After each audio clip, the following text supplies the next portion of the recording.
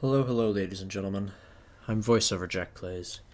If you notice by the way things are already going as of now, and the title of the video, you know this video is going to be a little different. Let's just start in the beginning. The date is August 23rd, 1980. Everything was going good. Well, as good as it gets in a zombie apocalypse.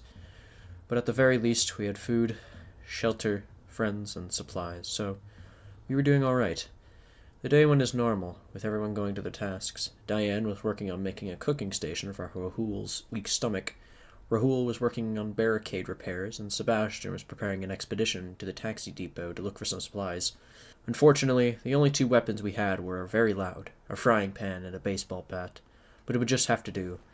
After all, you have to take risks to survive. After arriving at the depot, Sebastian got into a slight altercation with a zombie, but was able to dispatch it without anyone else hearing. Entering through the second-story window, he went up onto the roof, more infected. He hid behind a ventilation thingy, but alas, the zombie spotted him. He was able to escape down the ladder and dispatched another zombie. This, unfortunately, attracted the ones from the roof. With 5 or 6 zombies on him, he fled to the roof. Running towards the ladder, he accidentally jumped off and died. Oh well, at least his death was quick. Just for the record, I thought that there would be an invisible wall to prevent me from falling, but seeing how there's jumping mechanisms in the game, this was kind of stupid of me to assume.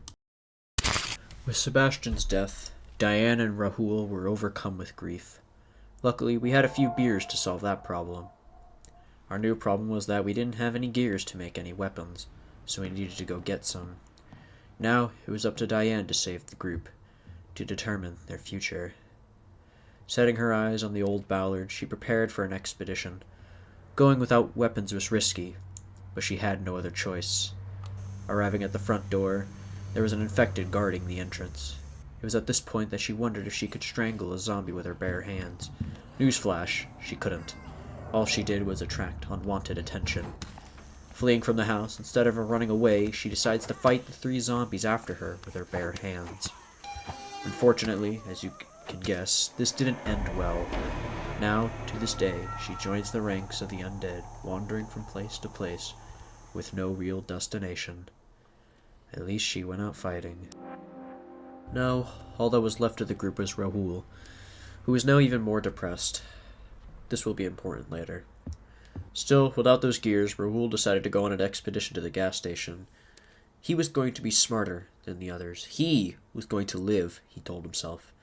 Arriving with the little shred of confidence he had, he noticed that most of the zombies were on the second story. Only one was in his path. It seemed the odds were in his favor on this one. Hiding between shelves, he searched through them, finding some useful supplies. More importantly, the gears he was looking for. Thank God, he said to himself. As he was leaving, he noticed that the zombie that wandered down the aisles was now standing by the car. If he wanted to escape, he would have to deal with the zombie. Clenching his fists, he attacked the undead foe. The battle was arduous, but nevertheless, Rahul emerged victorious. The best part was that no one heard the scuffle. He could go home in peace. When he got home, he had a nice meal of canned dog food. Due to his weak stomach trait, he got sick, which means that 9 times out of 10 he wouldn't gain any hunger when eating. Since most of the food they had was uncooked, Rahul cooked a few meals. Then, since the barricades were giving in again, he repaired them. Now, you know how earlier I mentioned that he was depressed? Well, we were out of beers, and now the depression had turned into hopelessness, which means he wouldn't cook, wouldn't repair, wouldn't craft.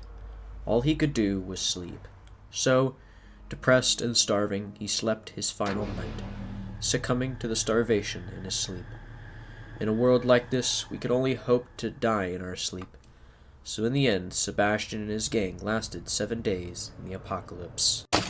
Hey, it's me again, voiceover Jack Plays. I just wanted to say that this video did not turn out how I wanted it to be. You see, I had a plan for it to just go as normal, as a normal video would go, but due to my stupid decisions, everybody died, so that really sucks. But anyways, I wanted to come here with a deal, you see. If you really did like this, I really want to do this again, so if you want to see me bring back these characters, I will alter time, and we will go back to the time when everything was okay. I will alter history. if y'all want me to bring these characters back again. If not, I'm probably going to stream this game sometime soon because it's really fun. But until then, thank y'all for the 100 subs and the views on my last video. I'm just so grateful for where we are right now, and I love you all, and I thank you all, and I'm sorry about this video kind of being a little lackluster, but that's just the way it rolls, I suppose. So, again, if you want me to bring them back, just comment it down below, but until then, I have been Jack Plays, and this has been their story. So yeah, see you next week.